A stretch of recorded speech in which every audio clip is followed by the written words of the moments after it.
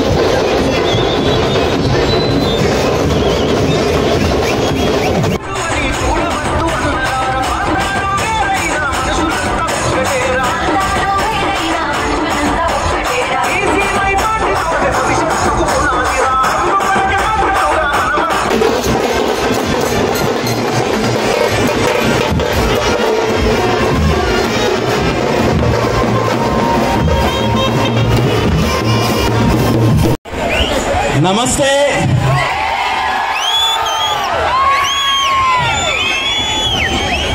జై పొంగనూరు, జై పొంగనూరు, జై పొంగనూరు.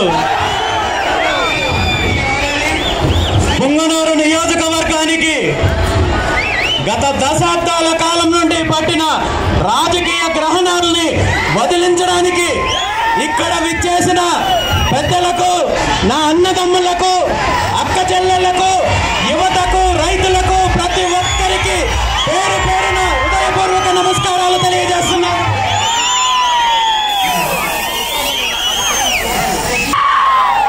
పరశురాముడు నడియాడిన స్థలము పొంగనూరు.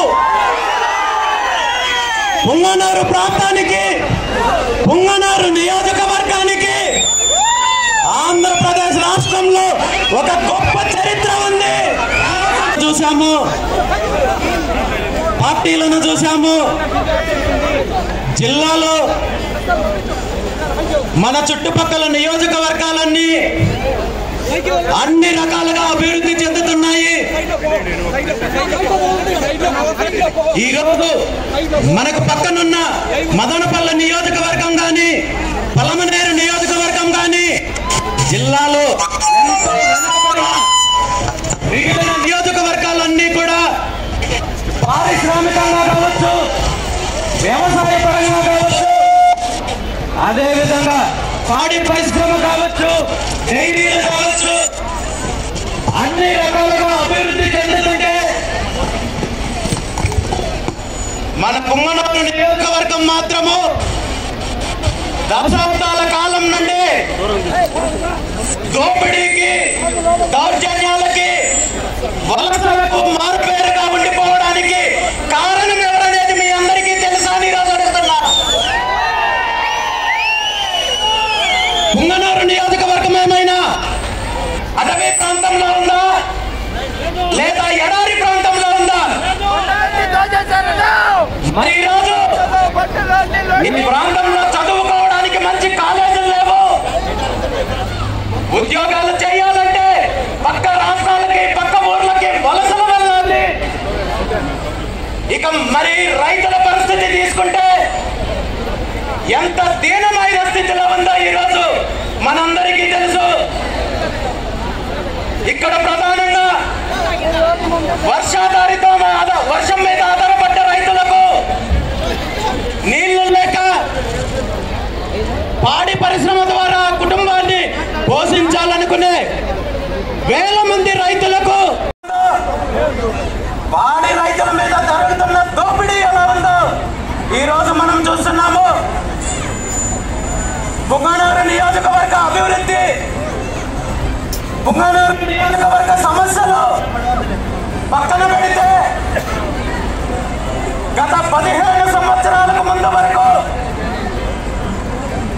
ఈ ప్రాంతంలో అభివృద్ధి జరగకపోయినా, పరిశ్రమలు రాకపోయినా, కాలేజీలు రాకపోయినా పుంగనూరు అంటేనే ప్రశాంతతకు మారుపేరు అని ఏదైతే రాష్ట్ర వ్యాప్తంగా గుర్తింపు ఉందో ఆ గుర్తింపుకి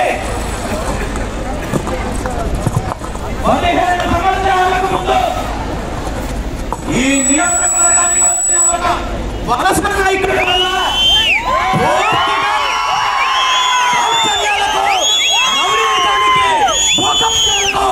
దోపిడీకి ఇక్కడ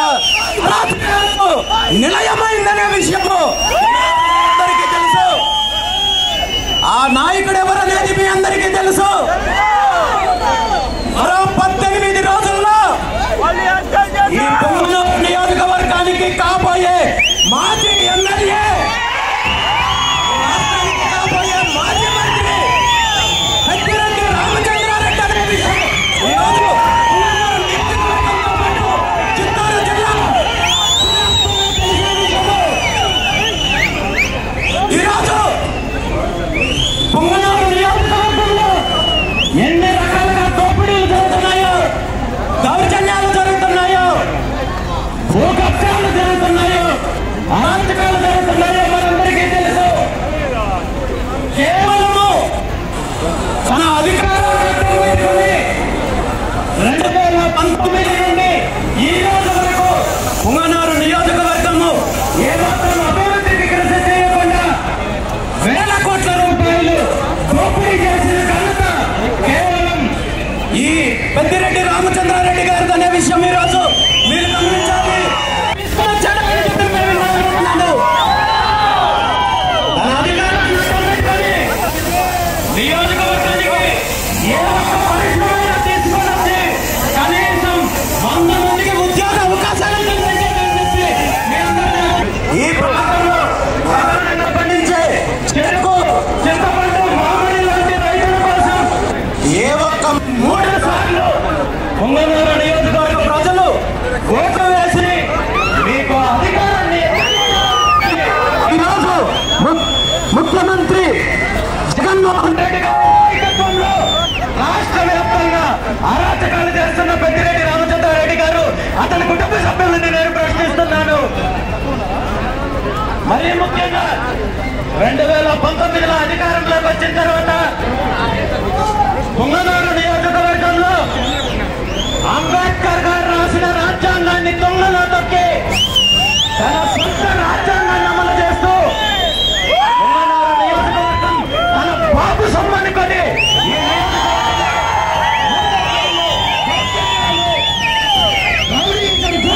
చెలాయిస్తూ పూర్తిగా అరాచకాలు చేసే కార్యక్రమం చేశారు. కానీ నియోజకవర్గానికి ఏ ఒక్క మంచి అయినా చేశారని చెప్పి ఈ రోజు నేను పెద్దిరెడ్డి రామచంద్రారెడ్డి గారిని ప్రశ్నిస్తున్నాను. ఇంత అరాచకం చేసి ఇంత దౌర్జన్యం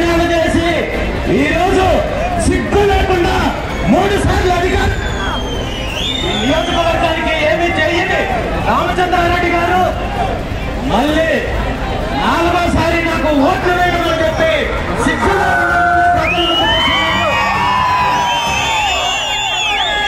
ఇలాంటి నాయకులకు, ఇలాంటి కుటుంబాలకు బుద్ధి చెప్పాల్సిన అవసరము ప్రతి ఒక్కరి మీద ఉందని చెప్పి ఈరోజు నేను తెలియజేస్తున్నాను. లేదు, చెయ్యని భూకబ్జాలు లేవు.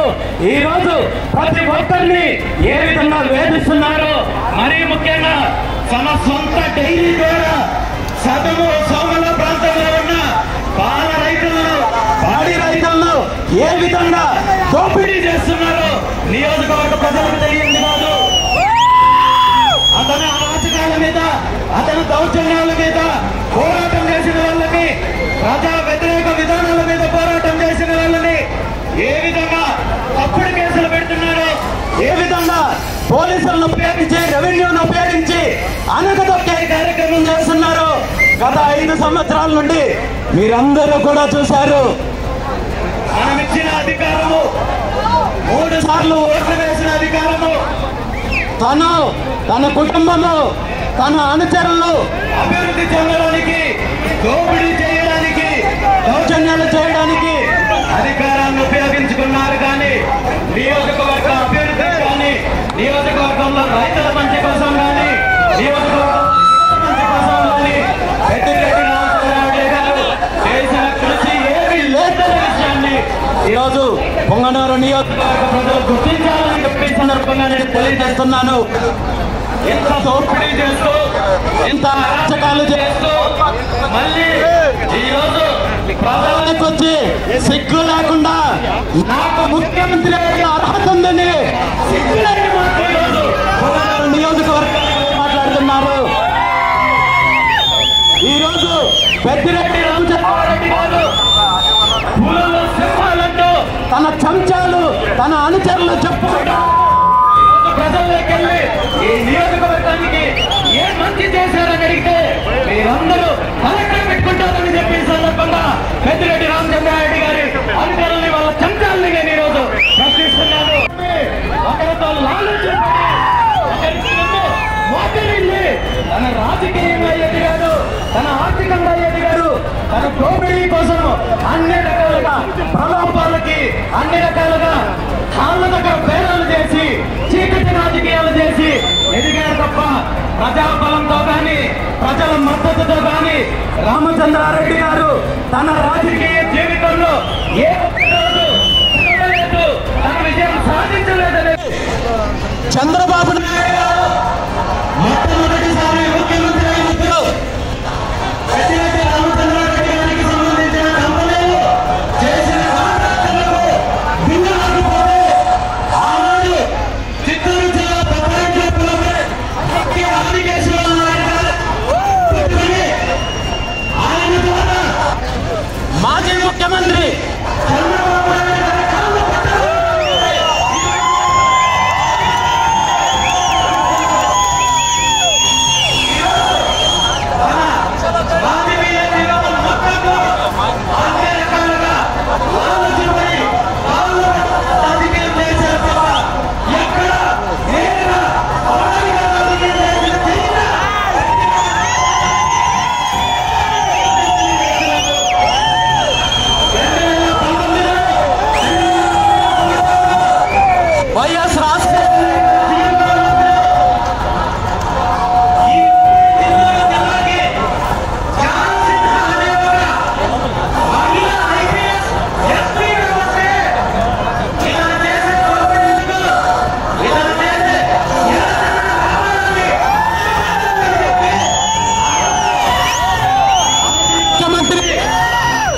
రాజశేఖర్ రెడ్డి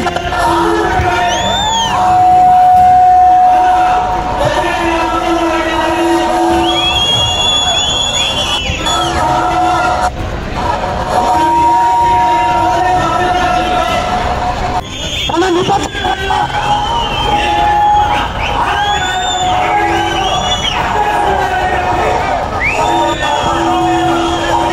వచ్చిన తర్వాత అతన్ని నుండి పంపించి అతనికి పోస్టింగ్ ఇవ్వకుండా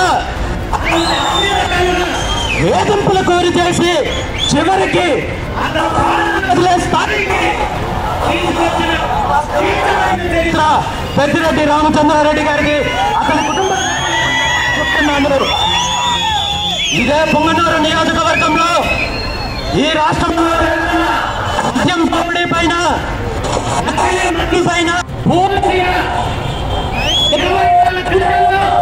ఆత్మహత్య చేసుకునేలా బెదిరించి వేధించి ఒక దళిత యువకుడి ప్రాణాలకు ముప్పు తీసుకొచ్చిన బాధ్యత కూడా మంత్రి పెద్దిరెడ్డి రామచంద్రారెడ్డి గారు అతను అనుభవాలని చెప్పి ఈరోజు ఈ పొంగనూరు నియోజకవర్గ ప్రజలందరికీ తెలుసని ఈ సందర్భంగా తెలియజేస్తున్నాను.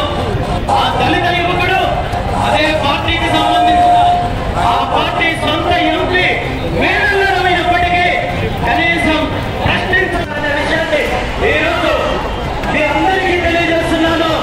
ఇది కేవలం పొంగనూరు మండలానికి మాత్రమే పెద్దిరెడ్డి రామచంద్రారెడ్డి కుటుంబాన్ని ఈ నియోజకవర్గం నుండి కాదు, చిత్తూరు జిల్లా నుండి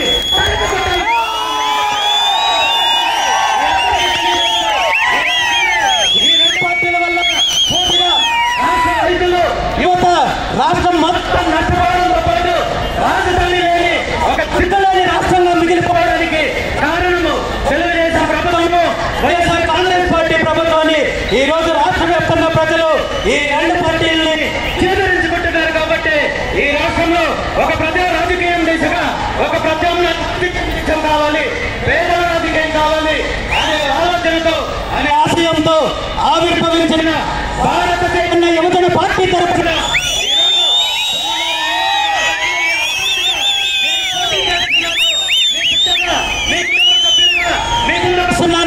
నాకు ఒక్క అవకాశం ఇవ్వండి. ఈ నియోజకవర్గంలో జరుగుతున్న దౌర్జన్యాలు, దోపిడీలు, అరాచకాలు, భూకబ్జాలను పూర్తిగా అరికట్టడంతో పాటు పెద్దిరెడ్డి రామచంద్రారెడ్డి గారి వల్ల, అతని అనుచరుల వల్ల, అతని కుటుంబ సభ్యుల వల్ల నష్టపోయిన ప్రతి ఒక్కరికి న్యాయం చేస్తానని చెప్పి